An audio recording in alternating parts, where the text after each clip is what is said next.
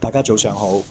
喺我哋美麗嘅地球上面，有好多未被探知嘅地方，可能係北極、南極或者叢林或者大峽谷呢啲地方。呢啲未知嘅領域需要一啲勇者去為我哋做探索。而你哋在座咁多位嘅極地探險家，正正就係我哋行喺人類最前方嘅勇者，為我哋探索呢啲未知嘅地方。除咗我哋俾我哋了解下我哋美麗嘅星球之外，你更加咧係為我哋展示咗何為勇氣啊！我哋城市人其實面對生活上嘅種種事物係需要勇氣去面對嘅，你哋就俾咗一種勇氣我哋啦。所以今日呢個產品希望可以回饋翻你哋，喺你哋日常探險嘅過程裏面呢，你哋需要一部暖風機。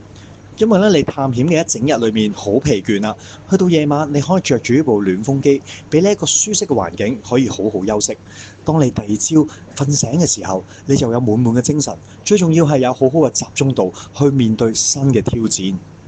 而且呢個暖風機叉次電就已經可以連續使用72個小時㗎啦，可以確保到你每次瞓覺嘅時候都有一個舒適嘅環境。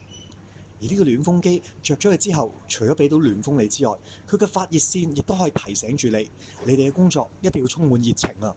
因為如果冇咗熱情嘅話，又點樣去探索呢個世界呢？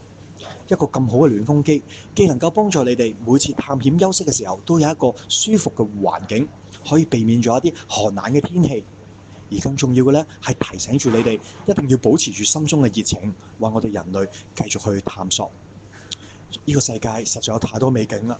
希望你帶住我哋嘅產品，同埋帶住你哋心裏面嗰份熱情，繼續前行啦。